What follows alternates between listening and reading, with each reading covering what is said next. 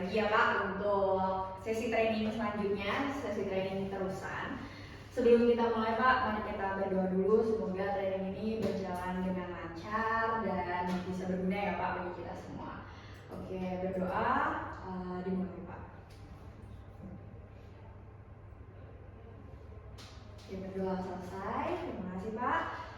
Sebelumnya Pak, ini kita isi absensi dulu untuk training hari ini. Untuk pendanaan administrasi bahwa Bapak sudah mengikuti training hari ini. Terima kasih sebelumnya. Oke, kita mulai ya Bapak semuanya. Assalamualaikum warahmatullahi wabarakatuh. Selamat sore Bapak, masih semangat ya Pak?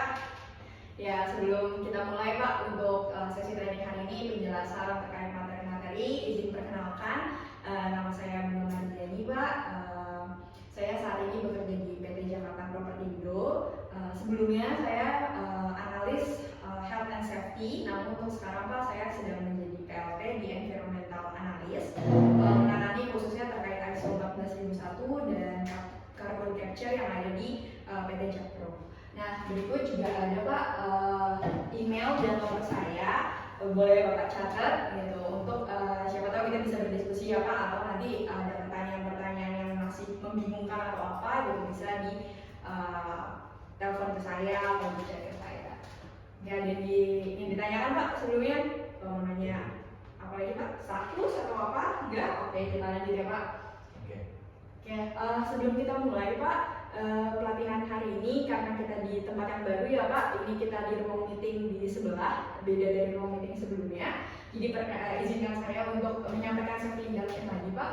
Untuk hari ini safety induction-nya sama Pak, kita mengacu pada kebijakan K3L yang ada di PT Jakpro. Yang pertama, untuk seluruh pegawai ataupun visitor itu wajib menggunakan ID card, atau visitor kita menggunakannya ID card visitor Pak. Lalu kita juga wajib mematuhi rambu yang terpasang di seluruh area kerja Jakpro. Lalu kita di area kerja ini juga sudah dilengkapi dengan peralatan K3L Pak. Ada APAR, ada hidran, ada kotak P3K gitu. Kita juga mempunyai fasilitas ruang kesehatan seperti itu. Jadi jika terjadi kenapa-napa atau merasa pusing itu bisa menghubungi tim dari tanggap darurat. Lalu jika terjadi keadaan darurat Pak seperti gempa bumi atau banjir dan lain-lain, kebakaran, nah itu nanti untuk diikuti saja arahan dari tim tanggap darurat. Bapak tetap berjalan dengan tertib dan jangan panik. Nah, kita juga di sini ada titik kumpul Pak, yaitu di depan Waduk Melati. Kalau Bapak tadi dari arah timur itu tepatnya ada di depan KFC Pak, seperti itu. Nah, kami juga sudah PT Jakpro sudah certified ya Pak 14001. Maka dari itu untuk tetap dijaga kerapihan dan kebersihannya. Nah, kebersihannya ini mohon untuk membuang sampah itu sesuai dengan pemilahan Pak, karena kami sudah melakukan dan memberikan fasilitas pemilahan sampah di sini. Nah, berikut juga adalah nomor kontak darurat Pak, bisa dicatat gitu. Jadi jika terjadi kenapa keadaan darurat yang Bapak rasakan itu bisa dihubungin ke nomor yang ada di sini. Oke, kita next. Ini adalah aturan main ya Pak, ataupun tata tertib di sesi kali ini gitu. Yang pertama yaitu adalah kehadiran tepat waktu. Yang kedua yaitu dilarang berbicara ataupun ngobrol sih Pak ibaratnya. Nah, lalu yang ketiga juga angkat tangan Pak kalau jika ingin bertanya. Lalu dilarang bermain gadget ya Pak, jadi biar fokus dulu untuk pelatihan kali ini. Lalu yang kelima adalah dilarang merokok karena ini adalah kawasan bebas asap rokok Pak. Lalu dimohon untuk tidak meninggalkan ruangan Pak selama sesi training berlangsung seperti itu. Dari safety induction dan rules yang saya sampaikan, ada yang ingin ditanyakan terlebih dahulu Pak? Cukup jelas Pak? Ya, jelas ya. Oke, ini kesepakatan bersama ya Pak selama kita melakukan pelatihan hari ini ya. Nah, lalu sebelum kita masuk ke materi nih Pak, kita kan kemarin sudah membahas ya Pak terkait mengidentifikasi peraturan dan persyaratan K3L itu caranya bagaimana, outputnya itu apa, seperti itu. Mungkin kita kilas balik dulu sedikit gitu. Jadi dari peraturan ataupun persyaratan K3L ini mempunyai hierarki Pak. Hierarkinya itu apa? Hierarkinya itu adalah tentu yang pertama adalah dari undang-undang ya Pak, dari undang-undang, peraturan pemerintah, peraturan presiden, peraturan daerah, sampai peraturan yang ada di perusahaan perusahaan kita sendiri. Nah, seperti itulah hierarki yang ada di peraturan ataupun persyaratan K3RL yang wajib kita patuhi gitu Pak di perusahaan. Nah, berikut juga adalah daftar pemenuhan regulasi Pak yang sudah ada di SOP perusahaan PT Jakpro ini gitu. Ada di SOP JPP Enabler 007 gitu Pak terkait pemenuhan regulasi gitu. Ini adalah yang kita bahas kemarin gitu. Nah, jadi kayak kita tahu nih Pak daftar regulasinya apa, lalu parameternya apa, dan penanggung jawabnya itu siapa gitu. Oke, kita next. Masih ingat kan ya Pak? Berarti Masih. Oke, kita next. Nah, hari ini Pak, kita lanjut nih. Kita lanjut untuk materi selanjutnya, yaitu terkait langkah-langkah menyiapkan daftar periksanya nih Pak. Daftar periksa penerapan persyaratan dan prosedur K3 sesuai dengan aktivitas. Nah, ini diambil dari mana nih Pak? Gitu, judul ini gitu. Nah, judul ini kita ambil dari kode unit ini Pak, dari kode unit yang ada di ini itu adalah M71 KKKK 01.012.1. Artinya ini adalah revisi pertama ya Pak. Lalu kita mengambil juga dari judul unitnya Pak. Judul unitnya itu adalah terkait mengevaluasi pemenuhan persyaratan dan prosedur K3. Lalu elemennya itu adalah mempersiapkan persyaratan dan prosedur K3 yang digunakan dalam pelaksanaan pekerjaan. Nah, KUK-nya Pak, KUK-nya hari ini kita akan membahas tentang KUK keduanya, yaitu tentang KUK yang terkait pengetahuan ya Pak, yaitu terkait daftar periksa penerapan persyaratan dan prosedur K3 disiapkan sesuai aktivitas kerja. Oke, next. Nah, ini adalah tujuan dan manfaat pelatihan kita hari ini ya Pak. Tujuan pelatihannya itu yang pertama adalah peserta atau Bapak sekalian dapat menjelaskan Pak langkah-langkah menyiapkan daftar periksa penerapan persyaratan dan prosedur K3 sesuai aktivitas kerja menggunakan formulir penilaian kepatuhan perusahaan sesuai dengan standar operating procedure atau SOP PT Jakpro gitu Pak. Jadi itu adalah tujuannya dapat menjelaskan langkah-langkahnya seperti apa sih Pak gitu, menyiapkan daftar periksa penerapan kepatuhan itu seperti apa. Lalu manfaatnya peserta mampu atau Bapak mampu menyediakan daftar periksa penerapan persyaratan dan prosedur K3 sesuai aktivitas kerja di PT Jakarta Propertindo seperti itu Pak. Oke, kita next ya Pak. Ini kita masuk ke materinya gitu. Kita akan menjelaskan saya akan menjelaskan di sini terkait langkah-langkah menyiapkan daftar periksa penerapan persyaratan dan prosedur K3 sesuai aktivitas. Nah, langkahnya itu cuma ada 3 sih Pak sebenarnya, dikit ya Pak langkahnya. Cuma 3 langkah ini itu harus diidentifikasi lebih detail ataupun kita harus melihat dari berbagai aspek seperti itu. Nah, yang jelas pertama Pak, karena ini kita adalah prosedur K3-nya harus sesuai aktivitas. Pertama kita harus mengidentifikasi Pak aktivitas kerja sesuai dengan proses bisnis yang ada di perusahaan gitu. Lalu yang kedua, kita tentukan nih Pak pemilik dari proses bisnisnya ini atau area kerjanya ini ada di mana seperti itu. Jadi kita tahu dia adalah yang bekerja siapa, yang bertanggung jawab siapa seperti itu.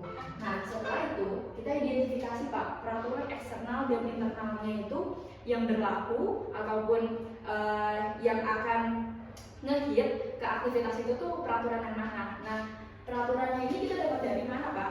Peraturan identifikasi ini kita dapat dari pembelajaran kita yang kemarin gitu, sesi kita yang kemarin kan kita cara mengidentifikasikan Pak tentang peraturan dan persyaratan K3. Nah dari hasil identifikasi itu nanti kita akan masukkan Pak ke formulir penilaian kepatuhannya seperti itu. Jadi udah ada nih, udah jelas listnya mana peraturannya, lalu kita akan membuat aktivitas bisnisnya itu apa, jadi kita masukkan. Nah ini berikut adalah formulirnya Pak, bisa dilihat di SOP JPP Enabler 015 seperti itu. Ini oke, kita next dulu ya Pak, biar kita lebih jelas dulu ya gitu per langkahnya. Jadi ada langkah pertama tadi seperti yang saya sudah jelaskan, yaitu adalah identifikasi aktivitas kerja sesuai dengan proses bisnis. Nah, di PT Jakarta Propertindo Pak, ini merupakan adalah rumah proses ataupun proses bisnis yang ada ya. Seperti itu. Ini adalah ada top manajemen, strategi proses, core proses, building proses, support proses. Nah, mohon maaf Pak, ini kita lihat absensinya. Di sini ada Pak Ade dan Kak Reza. Nah, Kalau dari Pak Ade sendiri Pak ada dari divisi apa Pak? Dari divisi SBO Office. Dari SBO Office itu berarti ada di mana nih Pak? Oh ada di sini ya Pak, ada di core proses yang menjalankan. Kalau Pak Reza? Dari GRC. Dari GRC Pak, wah itu penting banget tuh Pak yang ada di core proses ini ya, seperti itu. Nah bisa kita lihat ya Pak, dari core proses ini itu nanti akan diturunkan Pak, kita juga akan melihat bahwa ada aktivitasnya seperti apa dan lain-lain, itu prosesnya seperti apa, bagaimana untuk mencapai apa. Nah itu ada penjabarannya lagi gitu. Mungkin yang bisa saya ambil ya Pak, Bapak jika ingin melihat ini, kita ada di manual Pak, bisa dilihat.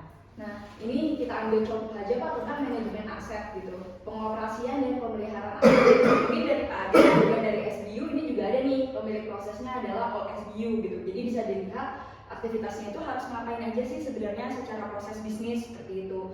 Nah, tapi untuk hari ini Pak, saya akan mengambil contoh dari divisi IT NGA atau terutama dengan departemen GA Pak.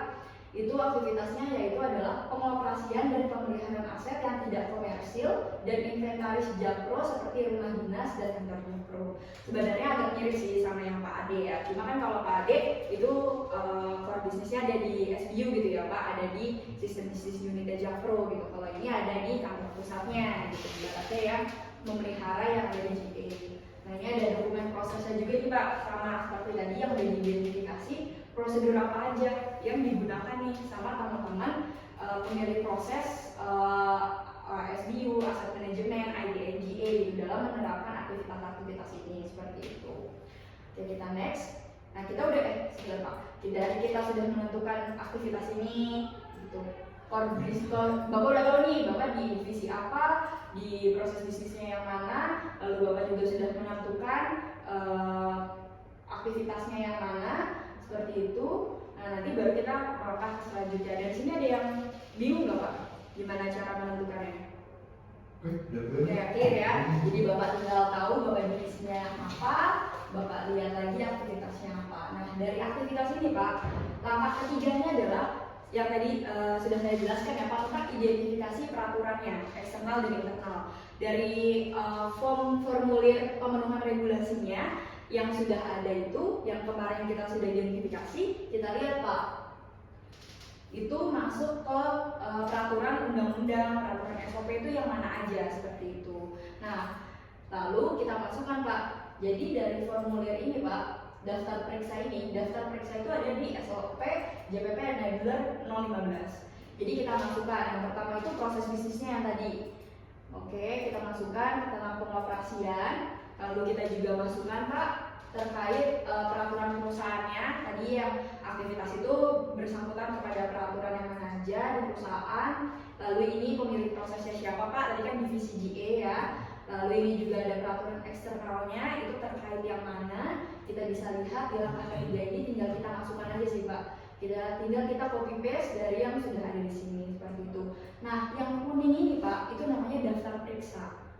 Nah, yang diperiksa itu yang mana? Yang diperiksa itu adalah yang ini, yang masih belum kuning, yang masih putih. Jadi nanti dari semua daftar periksa yang sudah kita buat, kita list gitu dari semua proses bisnis, aktivitas. Bisa kita ngehit dulu deh satu-satu gitu. Kita mau ke core proses dulu. Core proses itu aktivitasnya ada apa aja, divisinya ngehit kemana aja gitu. Oke, kita fokus nih Pak ke core proses dulu gitu. Nah, kita nanti list tuh core proses ada aktivitasnya apa aja. Misal ada 10 aktivitas, divisinya kemana aja, peraturannya apa aja. Nah, itu kita list dulu. Jadi kita bisa melakukan compliance ataupun penilaian kepatuhan prosedur dan persyaratan K3 itu sesuai sama proses bisnis gitu, sesuai dengan aktivitasnya. Jadi nggak ada nih Pak aktivitas yang kelewat atau core bisnis yang kelewat seperti itu. Next, ada yang ditanya lagi Pak? Aman? Tidak ada? Aman Pak Ade? Oke, jadi kesimpulannya Pak dari pokok bahasa tersebut dapat disimpulkan bahwa peserta dapat menjelaskan langkah-langkah menyiapkan daftar periksa, penerapan persyaratan dan prosedur K3 sesuai aktivitas kerja, menggunakan formulir penilaian kepatuhan perusahaan sesuai dengan SOP Pak, SOP yang tadi, JPP nomor 15, PT Jakarta Propertindo Persekuda, seperti itu. Oke, nah saya punya pertanyaan nih Pak. Sebutkan secara berurutan Pak, langkah-langkah dalam menyiapkan daftar periksa penerapan K3 sesuai dengan aktivitas kerja. Yang tadi ada 3 tuh Pak, ada apa aja yang harus diidentifikasi? Kira-kira dari rumah proses bisnisnya, terus apa aja Pak? Oke. Jadi Bu, Ya, Pak Reza bisa? kita mengidentifikasikan dulu Betul. terus dari sumbernya, terus Betul. masukkan ke dalam daftar checklist kepatuhan. Terus Betul. dan ketiganya adalah memverifikasi kembali bahwa itu sudah patuh. Oke, ada lagi Pak Dik yang ingin tambahkan? Cukup sama. Oke, betul Pak. Kita pertama itu melihat dari si proses bisnisnya seperti apa, aktivitasnya Pak dari proses bisnis itu, dan yang terakhir adalah kita memasukkan regulasi atau compliance-nya terkait persyaratan dan peraturan K3-nya Pak. Oke, ini yang nomor 2 Pak. Output apa yang diharapkan dari pelatihan yang diberikan hari ini Pak? Jadi Bapak bisa ngapain nih dari kita pelatihan hari ini? Kan hari ini kita memberikan langkah-langkah kan Pak terkait pembuatan apa nih Pak jadinya outputnya? Ayo. Oke, boleh saya Pak? Boleh Pak. Mas Adi masih tambahan ya Mas ya? Ya, silakan. Oke, outputnya hari ini kita diharapkan kami dapat memahami proses pengidentifikasian kepatuhan terhadap regulasi berdasarkan SOP enabler Ya, bentuk jakpro tadi secara baik dan benar. betul sekali. Kita jadinya untuk hari ini adalah Bapak jadi mengetahui ya Pak langkah-langkah membuat si prosedurnya itu apa aja isinya. Betul sekali. Oke. Kita next. Nah, saya ada quiz Pak. Bisa di scan ya Pak di sini. Saya kasih waktu 5 menit kebanyakan kayaknya Pak. Cuma dikit kok itu soalnya. 8 ya. Iya, cuma ada 8 8 soal Pak. 8 soal. Ya, semenit lah ya Pak. Oke, scan dulu. Udah 8 soal pentil itu Pak. Wah, sinyalnya kenceng ya, udah dipersiapkan sebelumnya. Iya Pak, betul. Tadi saya tes dulu, kita coba dulu. Oke, kita coba ya kamu ya. Pertanyaannya seputar yang tadi kok Pak. Terkait langkah-langkahnya seperti apa, sumbernya dari mana, apa yang harus dilakukan, outputnya apa, ya seputar itu aja sih Pak. Aman Pak Dek? Sedang proses pengisian. Oke.